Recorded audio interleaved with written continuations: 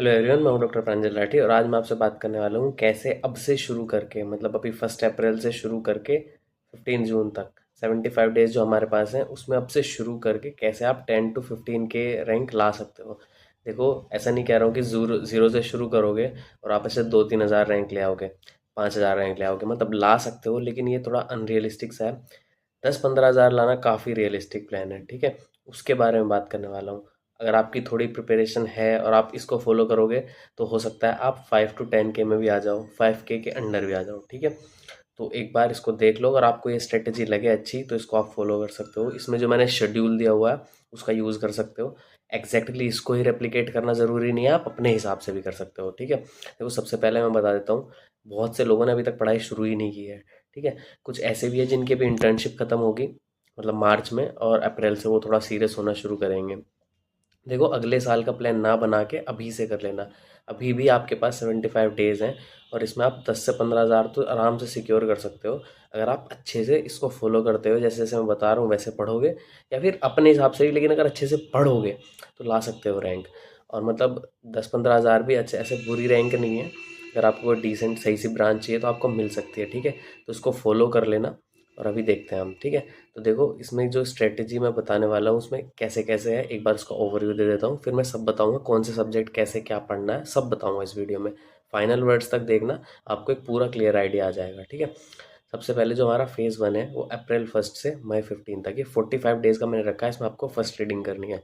देखो, वैसे तो जब हम पूरा 6-8 महीने का लेके चलते हैं तैयारी को, तो 45 डेज़ रिवीजन में आ जाता है कि फर्स्ट रिवीजन, लेकिन अभी आपको फर्स्ट रीडिंग करनी पड़ेगी 45 डेज़ में। कैसे, किन सब्जेक्ट पे फोकस करना है, किन पे नहीं, वो मैं भी बताऊंगा आपको। सेकंड फेज़ जो होगा उसमें आप रिवीजन करेंगे, जो ये 20 दिन का मैंने लगभग रखा है, 16 मई से 5 जून तक का। फेज़ थर्ड हमारा होगा 6 जून से 12 जून तक, इसमें वही रैपिडली फिर से रिवाइज ही करेंगे, जीटी वगैरह देंगे। फिर 13-14 जून को लास्ट मिनट रिवीजन और 15 जून को हमारा एग्ज़ाम डे। मोटा मोटा तो यही है। अब इसमें एग्जैक्टली क्या क्या करना है, कैसे करना है, वो सब बताने वाला हूँ अच्छे से। बहुत मेहनत से पीपीटी बनाई है, आपको बिल्कुल हेल्पफुल होगी। देखो, फेज़ फर्स्ट हमारा जो फर्स्ट रीडिंग है, तो इसमें हमको देखो सारे सब्जेक्ट कवर करने हैं 45 डेज़ के अंदर, ठीक है। टाइम अलोकेट करना है सब्जेक्ट के वेटेज के अकॉर्डिंग, कैसे कितना वो भी बताऊंगा, ठीक है। मेनली एक चीज़ है कि हमको पीवाईक्यूज़ पे फोकस करना है, अपने नोट्स पे और हमारे कॉन्सेप्ट पे, ठीक है। देखो, डेली टारगेट हमारा होना चाहिए 8 से 10 घंटे पढ़ाई करने का, साथ में 50 एमसीक्यू प्रैक्टिस करने का। देखो, ये बिल्कुल मुश्किल नहीं है, ठीक है। एटलीस्ट 8 से 10 घंटे तो आपको पढ़ना पड़ेगा। देखो, ज़्यादातर लोगों की इंटर्नशिप भी अब ख़त्म हो गई होगी। अगर आप इंटर्न्स थे अभी तक, आपको टाइम नहीं मिल पाता था, और अभी आपके पास टाइम है। देखो, 8 से 10 घंटे एटलीस्ट, मिनिमम बता रहा हूँ मैं, इतना तो पढ़ ही लो। इससे ज़्यादा 12-13 घंटे पढ़ लोगे, 14 घंटे तक अगर स्ट्रेच कर लोगे तो बहुत अच्छा है। बट एटलीस्ट 8 से 10 घंटे डेली आपको पढ़ना है, प्लस उसके अलावा 50 एमसीक्यू पर डे आपको ज़रूर करने हैं अभी से, ठीक है। चलो, अभी मैं आपको सब्जेक्ट वाइज प्लान बताता हूँ। देखो, 5 दिन लेने हैं आपको लगभग शॉर्ट सब्जेक्ट्स के लिए, जिसमें एनेस्थीसिया, रेडियोलॉजी, डर्मेटोलॉजी और साइकेट्री होने वाला है। रेडियोलॉजी को मैंने इसलिए फोकस में रखा है, इसमें हाईलाइट किया है, क्योंकि रेडियोलॉजी पर आपको ज़्यादा ध्यान देना है। देखो, 5 दिन में 5 सब्जेक्ट लिखे हुए हैं, तो आसान तो है नहीं, जबकि आप जीरो से शुरू कर रहे हो। तो इसके लिए आप अपने रैपिड रिवीजन यूज़ कर सकते हो, रैपिड रिवीजन वाले नोट्स यूज़ कर सकते हो। अगर आपके पास पहले से नोट्स बनाए हुए हैं उनको यूज़ कर सकते हो, जैसे भी करना है। मेनली मैं ये कहना चाहता हूँ कि जब आप ये 5 दिन में शॉर्ट सब्जेक्ट करो, रेडियोलॉजी पे ज़्यादा ध्यान देना। इसका रीज़न यही है कि रेडियोलॉजी में जो क्वेश्चन आते हैं, या रेडियोलॉजी जो आप पढ़ोगे, वो आपके सर्जरी ऑर्थो को भी थोड़ा थोड़ा कवर कर लेगी, ठीक है। बाकी एनेस्थीसिया, डर्मेटोलॉजी, साइकेट्री सिर्फ अपने आप को ही कवर करते हैं, दूसरे में ज़्यादा इनका वो होता नहीं है, मतलब हेल्प नहीं करते हैं। तो इसमें रेडियोलॉजी इसलिए मैंने फोकस में रखा है। फिर है मीडियम सब्जेक्ट्स होते हैं हमारे, मतलब बहुत लॉन्ग भी नहीं है, बहुत शॉर्ट भी नहीं है, जैसे कि एंटी ऑफ था, ऑर्थोपेडिक हुआ। इसमें जो है, आप मैंने 12 दिन दिए हैं और इसमें मेनली फोरेंसिक और बायोकेमिस्ट्री, इसको मैंने हाईलाइट किया है। देखो, बायोकेमिस्ट्री को इसलिए क्योंकि बायोकेमिस्ट्री से क्वेश्चन काफ़ी आ जाते हैं, मतलब 10-15 क्वेश्चन भी आ जाते हैं। और इसका जो रैपिड रिवीजन होता है ना बायोकेमिस्ट्री का, जिस भी टीचर से आप पढ़ रहे हो, उसमें से ही ज़्यादातर क्वेश्चन आ जाते हैं। तो इसको थोड़ा अच्छे से करना है। फोरेंसिक के क्वेश्चन काफ़ी आसान होते हैं, सब्जेक्ट भी आसान है, अगर आप रैपिड रिवीजन से पढ़ोगे बिल्कुल आराम से हो जाएगा। तो ये 2 सब्जेक्ट मैंने रखे हैं मेनली, ठीक है। तो जैसे 12 दिन है और ये इसमें आपको ये 5 सब्जेक्ट है, 5-6 सब्जेक्ट जो भी हैं, इसमें से फोरेंसिक और बायोकेमिस्ट्री पर ज़्यादा ध्यान देना है, ठीक है। इसके बाद मेजर सब्जेक्ट्स पे आ जाता है। मेजर सब्जेक्ट्स में 28 दिन है। देखो, 28 दिन वैसे तो बहुत सारे लग रहे हैं, लेकिन इसमें सब्जेक्ट भी बहुत सारे हैं, ठीक है। Medicine, surgery, obs, gynae, PSM. अपने आप में अगर आप ज़ीरो से शुरू कर रहे हो तो इनको मतलब करने में 2-3 महीने आराम से लग जाते हैं। लेकिन अभी देखो, हमारे पास कम टाइम है, और हमारा टारगेट है 15 जून को। तो 28 डेज़ में ही ये सारे करने होंगे, ठीक है। मैंने जो जो सब्जेक्ट्स हाईलाइट किए हैं, बोल्ड किए हैं इसमें, सर्जरी, ऑब्सगाइनी, पीएसएम, फार्माकोलॉजी और पैथोलॉजी, ये 5 सब्जेक्ट पे आपको ज़्यादा ध्यान देना है, ठीक है। रिलेटिवली इनको ज़्यादा टाइम दे देना एज़ कम्पेयर टू बाकी सब्जेक्ट जो कि मेडिसिन, पीडियाट्रिक्स, माइक्रो एनाटमी और फिजियो है, ठीक है। जितना मतलब मुझे एग्ज़ाम के बारे में पता है, जितना मेरी समझ में आता है, मैंने उसके अकॉर्डिंग ये किया है। और ये बहुत ज़रूरी है। क्यों? उसका रीज़न ये है, देखो, सर्जरी ऑब्स-गायनी से बहुत क्वेश्चन आते हैं। ऑब्स-गायनी से इतने क्वेश्चन आते हैं और वो इधर उधर से लिंक होके भी नहीं होते हैं, तो ये आपको करना ही पड़ेगा। सर्जरी भी करना होगा। पीएसएम अच्छा अच्छा सब्जेक्ट है और इसके क्वेश्चन काफ़ी इधर उधर से ऐसे आ जाते हैं, तो इसको आपको सही से पढ़ना होगा। फार्मा पैथो अगर आप कर लोगे अच्छे से, तो देखो, फार्मा और पैथो तो कर ही पाओगे इसके क्वेश्चन तो, साथ में मेडिसिन के, पीडियाट्रिक्स के और सर्जरी के भी, इन सब्जेक्ट में भी आपको हेल्प करेगा। तो देखो, ये 28 डेज में सारे सब्जेक्ट आपको करने हैं जो जो मैंशनड है, लेकिन ये 5 सब्जेक्ट एक बार और बोल देता हूँ: सर्जरी, ऑब्सगाइनी, पीएसएम, फार्माकोलॉजी और पैथोलॉजी मैंने हाईलाइट करके रखे हैं, इन पे ज़्यादा ध्यान देना है, ठीक है। तो हमारे 45 डेज ऐसे हो जाएंगे। कैसे मैनेज करना है वो आपको देखना है कि कब कौन सा पढ़ना है। अगर आपको शॉर्ट सब्जेक्ट आपके वीक हैं, तो आप उन पे ज़्यादा फोकस कर सकते हो शुरुआत में।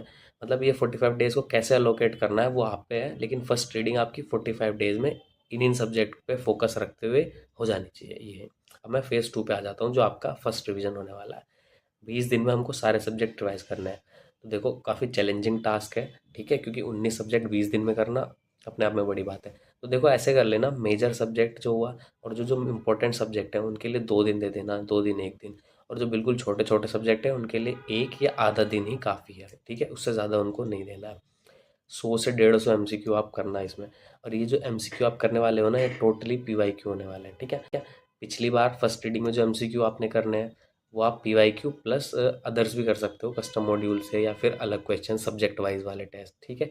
लेकिन इसमें मेनली आपको पीवाईक्यूज ही करने हैं, ठीक है, क्योंकि अभी इतना टाइम नहीं होगा इसमें कि आप बहुत ज़्यादा इधर उधर से कर सको क्वेश्चन या अलग क्वेश्चन। पीवाईक्यू पे फोकस रखना है। 100 से 150 लिखे हैं, ठीक है, लेकिन एटलीस्ट 100 तो कर ही लेना, 75-80 तो कर ही लेना, ठीक है। मुझे पता है 150 क्वेश्चन तो बहुत ज़्यादा होते हैं, जबकि आपको पूरा रिवाइज करना है। तो 75-80 कर लेना, 100 तक जा पाओ तो अच्छी बात है। 3 जीटीज़ के लिए दिन रखे हैं मैंने, 3 जीटी तो एटलीस्ट इस वाले फेज में दे देना: 18 मई को, 26 मई को और 3 जून को, ठीक है। फर्स्ट रीडिंग में आपके ऊपर है कि आपको जीटी देना है या नहीं देना है, लेकिन इस वाले में तो दे ही देना।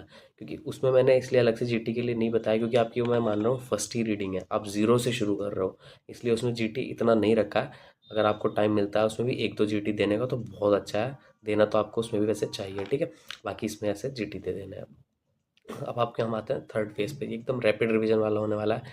ऐसा नहीं है कि रैपिड रिवीजन वीडियोस वगैरह आपको देखनी है, कुछ नहीं, ये बस ये है कि रैपिडली आपको रिवाइज करना है। आपके पास 6-7 दिन है ये, इनमें आपको मतलब सारे 19 सब्जेक्ट एक बार फिर से रिवाइज करने हैं। हाँ, सारे के सारे ही करने पड़ेंगे, क्योंकि 6 जून से जो आपकी नॉलेज होगी रिवाइज करके जो होगी, वही आपको 15 जून तक याद रहने वाली है, ठीक है। इससे पहले का इतने अच्छे से याद नहीं रहेगा, इसलिए आपको एक बार पूरे 19 सब्जेक्ट में दोबारा से आना होगा, ठीक है। तो आपको इसमें फोकस करना है हमारे पीवाईक्यूज पे, नोट्स पे, आपके वॉलेटाइल सब्जेक्ट्स पे या वॉलेटाइल टॉपिक्स पे जो आपको वॉलेटाइल लगता है, ठीक है। डेली रिवाइज करना है और 50 एमसीक्यू तो आप कर ही लेना, ठीक है। उसके अलावा एक और जीटी मैंने रखा है इसमें, 8 जून या 11 जून को दे देना। 15 जून को एग्ज़ाम मान के मैं बोल रहा हूँ, 8 जून या 11 जून को दे देना, ठीक है। और इस जीटी को ऐसे बहुत सीरियसली नहीं लेना है, बस ऐसे प्रैक्टिस के लिए दे देना है। उसके मार्क्स आपके फाइनल एग्ज़ाम के मार्क्स को रेप्लिकेट नहीं करेंगे, बिल्कुल नहीं करेंगे, अभी बता देता हूँ मैं, ठीक है। तो ये नहीं मान के चलना है। नया रिसोर्स एकदम बिल्कुल नहीं लेना है इस टाइम पे, ठीक है। इस टाइम पे क्या मतलब, रिवीजन वाले फेज में भी नहीं लेना है, बस एक बार जो कर लिया है, पढ़ लिया है, उस पर स्टिक रहना है। अब वो अच्छा हो, बुरा हो, अच्छा समझ आए ना आए, इतना टाइम नहीं है कि एक्सपेरिमेंट कर सकें हम, तो बिल्कुल न्यू रिसोर्स अवॉइड करना है। लास्ट 2 डेज़ के लिए 2 टिप्स है मेरी पास आपके लिए। एक, हाइड नोट्स को, टेबल वगैरह जो होते हैं, या मतलब जो फ्लो चार्ट आपने बनाए हों या आपको लगते हो कि इम्पोर्टेंट है, उसको रिवाइज करना है। और 20th नोटबुक अगर आपके पास है, या फर्स्ट रीडिंग में आपने बना लिए, अगर हो सके तो बना लेना, जो इंपॉर्टेंट इंपॉर्टेंट चीज़ें हैं जो आपको लगता है वॉलेटाइल है, वो 20th नोटबुक में डालते रहना, बन जाएगी। उसको 2 दिन में रिवाइज करना है। दूसरी टिप ये है, स्ट्रेस को अवॉइड करना है, आराम से सोना है, काम रहना है, ठीक है। आपकी तैयारी पे आपको भरोसा रखना है, ठीक है, इसके अलावा कुछ नहीं करना है। कुछ की टिप्स बता देता हूँ 10-15 हज़ार रैंक में आने के। देखो मैं 10-15 हज़ार इसलिए कह रहा हूँ क्योंकि ये एक रियलिस्टिक प्लान है, ठीक है। आने को आपकी 5 हज़ार भी आ सकती है, उसके से अच्छी रैंक भी आ सकती है, ठीक है। लेकिन एटलीस्ट अगर आप इतना कर लोगे और अगर आप ज़ीरो से शुरुआत की है कि आपको कुछ नहीं आता था, बस आपने SMBA पास की थी, काफ़ी टाइम से पढ़ाई नहीं की थी और आप ये 75 डेज़ को अच्छे से यूटिलाइज़ कर लेते हो, तो 10-15 हज़ार रैंक आने की आपकी पॉसिबिलिटी काफ़ी है। इसलिए मैं बार बार 10 to 15 के रैंक कह रहा हूँ। तो स्ट्रिक्ट क्या क्या करना है, स्ट्रिक्टली ये शेड्यूल फॉलो करना है, कोई डिस्ट्रैक्शंस नहीं होने चाहिए। अब इसमें सिर्फ 75 दिन की बात है, ठीक है। PYQ सॉल्व करना है, मैं बता चुका हूँ। देखो लास्ट 4 to 5 ईयर्स के तो बिल्कुल कर लेना, वो हाईली इंपॉर्टेंट है। नीट के करना मेनली, NICT के कर सको कर लेना, वरना नीट के तो कर नहीं करने हैं। GTs को सीरियसली लेना है, मिस्टेक्स को एनालाइज करने के लिए। ऐसे GTs को सीरियसली नहीं लेना है कि इसमें मेरे कम नंबर आ गए, ज़्यादा आ गए, कोई फ़र्क नहीं पड़ता है कितने नंबर आ रहे हैं GTs को, GTs में आपके, लेकिन बस GTs देख के उसमें से मिस्टेक्स को एनालाइज करना है, ठीक है। फिर नेक्स्ट स्मार्टली रिवाइज करना है, हाई टॉपिक्स को फोकस में रखना है। हाई टॉपिक्स PYQ से आपको पता चल जाएंगे, क्योंकि 75 डेज में इतना टाइम नहीं है आपके पास आप सब कुछ कवर कर सको, ठीक है। उसके अलावा कंसिस्टेंट रहना है, स्मॉल स्मॉल एफर्ट भी अगर आप करोगे वो भी ऐड होता रहेगा आपकी प्रिपरेशन में। कंसिस्टेंसी में अगर प्रॉब्लम होती है कि कंसिस्टेंट नहीं रहा जाता है, तो मैंने एक यूट्यूब पे ही मेरे चैनल में नीट PG प्रिपरेशन, इसी प्लेलिस्ट में एक वीडियो है कि कैसे कंसिस्टेंट रहना है, आप एक बार उसको देख लेना, ठीक है। कंसिस्टेंसी होगी बहुत मैटर करती है प्रिपरेशन में, और लास्ट में तो बहुत ज़्यादा। अब एग्ज़ाम डे आ गया हमारा 15 जून, उसके लिए क्या क्या है मैं बता देता हूँ। देखो आपको कॉन्फिडेंट रहना है, आपकी प्रिपरेशन पे आपको ट्रस्ट करना है, ठीक है। एलिमिनेशन टेक्निक का यूज़ करना है ट्रिकी क्वेश्चंस के लिए, कि ये इसका आंसर ये नहीं हो सकता, ये नहीं हो सकता, चलो ये होगा। ये आपको जब आप GTs दोगे, MCQ प्रैक्टिस करोगे, तब आपको आ जाएगी अपने आप, ठीक है। स्टक नहीं हो जाना है टफ क्वेश्चंस में, ठीक है। अगर आपको लगता है टफ क्वेश्चन है, उसमें ज़्यादा टाइम वेस्ट नहीं करना है कि 2-3 मिनट उसमें ही लगा दिए, नहीं। अगर 1 मिनट के अंदर नहीं हो पा रहा है, आगे बढ़ जाना है। 1-1.5 मिनट से ज़्यादा तो बिल्कुल नहीं देना है क्वेश्चन को, ठीक है। बाकी क्वेश्चंस को स्मार्टली मूव मतलब करना है मार्क। और उसके अलावा इजी वाले जो होते हैं उनको अनअटेम्प्टेड नहीं छोड़ना है। देखो ज़्यादा से ज़्यादा अटैम्प्ट करने हैं। 200 मार्क्स का 200 क्वेश्चंस का पेपर आता है हमारा, 160 प्लस आपके ठीक होने चाहिए, एटलीस्ट 150 प्लस तो होने ही होने चाहिए। तो इसके लिए आपको 180-190 तो मिनिमम अटैम्प्ट करने पड़ेंगे। तो आपके पास ये ऑप्शन नहीं है कि आप 30-40 क्वेश्चन मतलब ऐसे छोड़ ही दो, तो आपको 5-10 ही मैक्सिमम छोड़ने हैं, आपको 190 प्लस अटैम्प्ट करके आने हैं, ठीक है। फाइनल वर्ड्स पे आ गए हैं हम। अगर आप यहाँ तक देख रहे हैं तो कॉन्ग्रेचुलेशंस, आपके चांस हैं अभी, क्योंकि आप सीरियस हो, ठीक है। तो मैं यही बताना चाहता हूँ, आप कर सकते हो 75 डेज़ में, एक बार इसको फॉलो तो करके देखो, ठीक है। आप बहुत खुश हो जाओगे अगर आपकी रैंक आ जाती है अब से शुरुआत करके। तो इस पे एकदम स्टिक रहना है, प्लान पे फोकस रहना है और अपने आप में भरोसा रखना है। इसके अलावा अगर आपको ऐसा कंटेंट अच्छा लगता है तो चैनल को लाइक करना, सब्सक्राइब करना, शेयर कर देना। और नीट PG प्रिपरेशन नाम की प्लेलिस्ट है, ये यहाँ पे भी आई जाएगी, इसमें देख लेना। इसमें मैंने अलग अलग जो आपकी क्वेरीज होती हैं उसके लिए अलग अलग वीडियो बनाई हुई हैं। जो भी प्रॉब्लम आपको लगती है उस तरह की वीडियो आप देख सकते हो, ठीक है। बेस्ट ऑफ लक आपको नीट PG के लिए, थैंक यू।